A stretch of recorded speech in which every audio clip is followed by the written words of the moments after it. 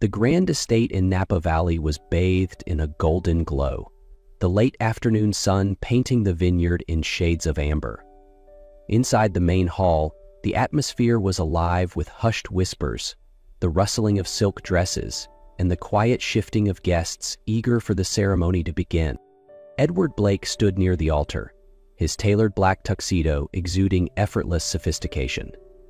But the restless tapping of his polished shoe against the marble floor betrayed his unease. "Where is she?" Edward muttered under his breath, glancing at his watch for the third time in as many minutes. His voice barely reached the bride, who stood beside him in an exquisite lace gown that shimmered in the warm light pouring through the arched windows. Her poised demeanor faltered slightly as she leaned closer to him. "Her car broke down," the bride whispered, her tone apologetic yet calm. "She called. She's on her way. Just a little longer." Edward ran a hand through his neatly styled hair, a sharp contrast to the composure he usually exuded in boardrooms. "This isn't a board meeting where we can stall, you know. It's a wedding. People expect things to run on time." "She'll make it," the bride reassured him, though her tightly clenched bouquet hinted at her nerves. Before Edward could retort, a loud creak interrupted the soft hum of whispers. All heads turned toward the double doors at the end of the aisle, which swung open to reveal a woman framed by the fading sunlight. Lila Bennett stood in the doorway, breathless and radiant despite her disheveled state. Her floor-length dress was slightly wrinkled, the hem damp, and marked with evidence of her hurried journey. One glittering silver heel was scuffed, and the other appeared mismatched. Sorry," Lila murmured as she quickly stepped into the hall, her cheeks flushed from exertion. She clutched a bouquet in one hand and held the train of her dress in the other, her dark hair falling in loose waves around her face, some strands escaping what had once been an elegant updo. Despite her rushed appearance, there was an undeniable elegance about her, a quiet confidence that seemed to settle the room. Edward's initial irritation evaporated as his eyes locked on her. He watched intently as she made her way down the aisle, mouthing an apology to the bride, who offered her an understanding nod. Edward, however, couldn't take his eyes off her. "Glad you could join us," he murmured dryly as she reached the altar, his tone hovering between sarcasm and amusement. Lila glanced at him briefly, her hazel eyes meeting his with a mix of embarrassment and quiet defiance. "I wouldn't miss it for the world," she replied softly, her voice steady despite the flush in her cheeks. As the ceremony resumed, Edward found himself distracted. The officiant's voice became background noise as he stole glances at Lila. Her frazzled entrance had given way to a composed grace that seemed to command his attention effortlessly. Who was she? Edward wondered silently, his curiosity growing with every passing moment.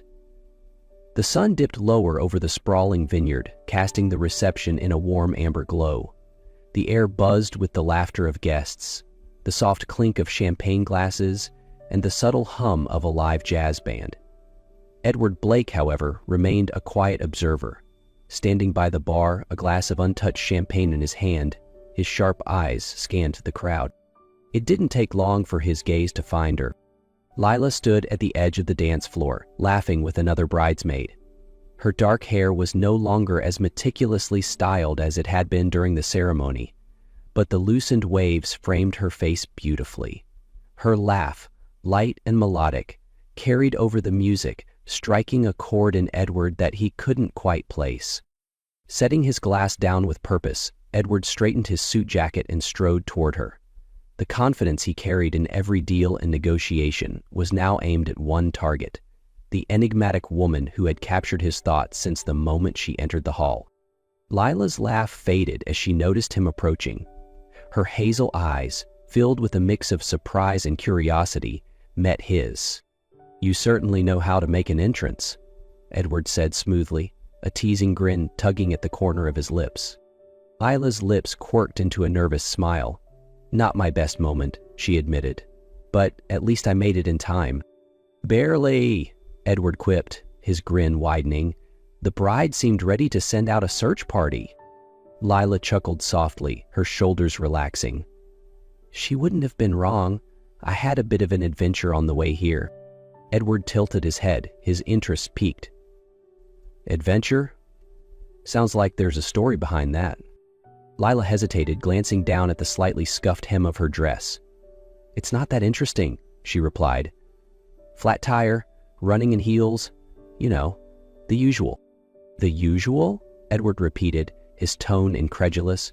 You must live a far more exciting life than I do. Lila laughed again, the sound infectious. For a moment, Edward forgot the world around him, focused entirely on the woman standing before him. Before she could respond, the band shifted to a slower tune, and couples began moving toward the dance floor. Edward extended his hand, his grin playful yet insistent. How about you tell me the rest of that story over a dance? Lila hesitated, her gaze darting toward the dance floor and back to Edward's outstretched hand. I'm not much of a dancer, she admitted. Edward raised an eyebrow, undeterred. Neither am I. We'll make quite the pair. Lila rolled her eyes but placed her hand in his. Fine, but don't say I didn't warn you. Edward led her onto the dance floor, his touch steady and sure. They moved slowly, Lila's initial awkwardness melting away under Edward's easy confidence. See, Edward said softly, his smirk returning, you're not half bad at this. You're not so bad yourself, Lila retorted, a small smile playing on her lips. I'm guessing you've done this before? Once or twice, Edward admitted, but I don't think I've ever had such captivating company. Lila looked away, her cheeks warming. You're good at this, she said after a moment. Abbing? No, she met his gaze, her hazel eyes softening. At making people feel comfortable, even when they're completely out of their element. Edward's playful smirk gave way to a more genuine smile. It helps when the company's worth it. Their conversation flowed as naturally as their movements. Edward found himself captivated by Lila's sharp wit and unassuming charm, while Lila, against her better judgment, began to feel at ease in his presence. As the song ended, Edward reluctantly escorted her off the dance floor. They lingered at the edge of the crowd, neither seeming eager to part ways. So Lila, Edward began, his tone casual but laced with curiosity, what do you do when you're not saving weddings with your dramatic entrances? Lila's smile faltered slightly, her gaze dropping. I work at an art gallery, she said after a brief pause. Mostly behind the scenes. Edward's interest deepened. An art gallery? That sounds fascinating. Which one? It's small, Lila replied quickly, her tone evasive. Not the kind of place that gets a lot of attention.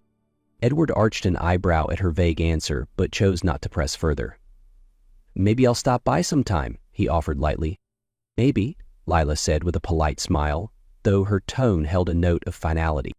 Before Edward could say more, a photographer moved through the crowd, his camera aimed toward the dance floor.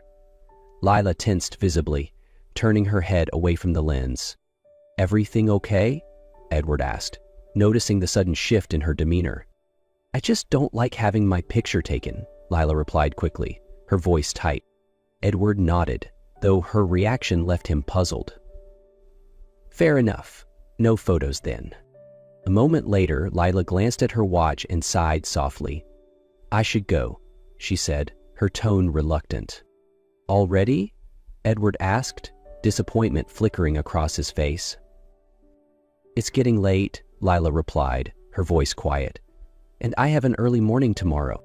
Let me walk you out, Edward offered. Lila hesitated but eventually nodded. All right. As they walked toward the parking area, Edward couldn't shake the feeling that Lila was holding something back. Her easy laugh and quick wit hinted at a complexity that intrigued him. Yet her reluctance to share personal details painted the picture of someone carefully guarding her secrets. When they reached her car, a modest sedan with a slightly dented bumper, Lila turned to face him. Thanks for the dance, Edward, she said warmly. Thanks for letting me drag you onto the floor, Edward replied with a grin. But I have a feeling this won't be the last time I see you. Lila's smile didn't quite reach her eyes. We'll see, she said softly, before slipping into her car. Edward stood there, watching as her tail lights disappeared into the night. His chest tightened with a mix of frustration and intrigue. Whoever Lila Bennett was, Edward wasn't ready to let the mystery end here. The morning after the wedding, Edward Blake sat in his sleek corner office, the floor-to-ceiling windows framing a stunning view of downtown. He couldn't shake the image of her from his mind, the way her laugh had filled the air, her sharp wit, the vulnerability she had tried to hide. Who was she, and why did she feel like a puzzle he was desperate to solve? By mid-morning, Edward's curiosity had overtaken him. He picked up his phone and dialed the bride. "Edward?" she chirped on the other end. "Everything okay?" "Yeah, I just have a question," he said, trying to sound casual. "Your bridesmaid, Lila, what's her story?" There was a pause, and Edward could almost hear the hesitation in her voice. "Lila's private," the bride said carefully. "She doesn't talk much about her life, especially her family. Let's just say she's been through a lot." Edward frowned, leaning back in his chair. She seemed guarded. "I can't stop thinking about her." The bride chuckled softly. "Well, that's new. Mr. Blake, intrigued by someone other than a business deal?" "Funny," Edward replied dryly. "But seriously, she's different. I'd like to get to know her." "Edward," the bride said gently, "if anyone can break through, it's you. Just be gentle. Lila's not like the women you're used to." At the gallery, Edward found Lila sorting through frames, her casual appearance just as captivating. Though surprised by his visit, Lila reluctantly agreed to join him for coffee. Over tea, Lila shared her passion for art, admitting she used to paint, but stopped when life became complicated. Edward encouraged her to prioritize what matters. Their conversation filled with laughter and shared stories. However, when Lila received a text, her mood shifted, and she abruptly ended their meeting, claiming she needed to return to work. "Some mysteries are better left unsolved," she said, her voice barely audible as she turned away. "But maybe not this one." As Edward watched her leave, he resolved to uncover the truth behind her guarded demeanor and the secrets she was hiding. Edward's curiosity about Lila deepened after their meeting. Through his connections, he uncovered her secret. Lila was the daughter of Henry Bennett, a disgraced financier whose scandal destroyed their family's reputation. Edward confronted Lila at the gallery, gently revealing what he had learned. At first defensive, Lila eventually opened up. She described the fallout of her father's actions, losing friends, family, and her identity. She shared how she had spent years trying to escape the shadow of her past, rebuilding her life in anonymity. Edward assured her that her past didn't matter to him. He admired her resilience and the strength it took to start over. Though touched by his words, Lila remained cautious, fearing her past could ruin his life as well. Their conversation was interrupted when a photographer snapped a picture of them. The next day, tabloids painted Lila as a manipulative social climber, using Edward to regain status. The scandal put pressure on Edward's business, with his partners demanding he distance himself from her. Fearing she was bringing Edward down, Lila made a painful decision. She left the city, retreating to her hometown to escape the chaos and protect him from further damage. Edward felt the weight of Lila's absence more acutely than he expected. Days turned into weeks, yet he couldn't shake the image of her walking away. His days, usually filled with sharp focus and efficiency, felt dull and incomplete. The tabloids had quieted, their attention shifting to new scandals.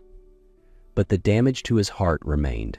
One evening, Edward met the bride, who had always been close to Lila. "I need your help," he admitted, his tone filled with both determination and vulnerability. The bride smiled knowingly. "I was wondering when you'd come to me." "Do you know where she is?" Edward asked, hope flickering in his voice. "She mentioned going back to her hometown," the bride revealed. "There's an art studio there where she used to spend a lot of time. If she's anywhere, it's probably there." Edward drove through the quiet streets of Lila's small hometown, far removed from the bustling city life he was used to. The town had an unassuming charm, with modest storefronts and tree-lined roads. He found the studio easily, a weathered building with large windows that let in the golden afternoon light. Through the glass, Edward saw her. Lila was seated at an easel, her back to him, the tip of her brush moving deliberately across the canvas. Her posture was relaxed yet focused, and for a moment, Edward simply watched her. She seemed at peace in this small, quiet world, yet there was a lingering sadness in her movements. He stepped inside, the bell above the door jingling softly. Lila turned at the sound, her eyes widening in shock. "Edward," she said, standing quickly, "what are you doing here?" "I came to bring you back," Edward said simply, his voice calm but firm.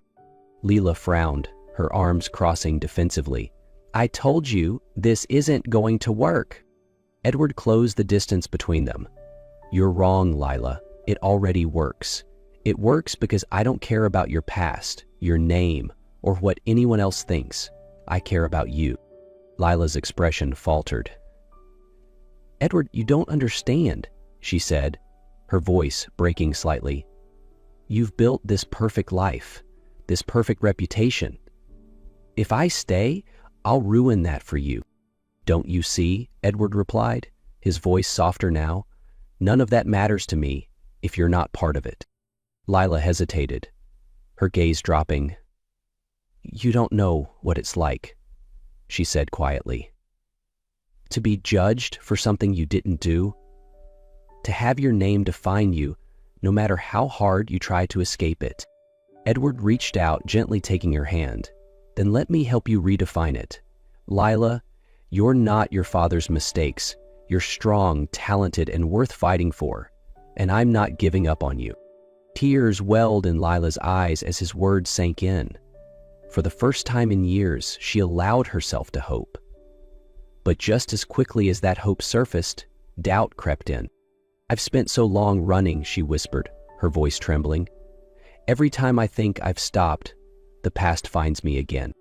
Edward took a step closer, his gaze steady.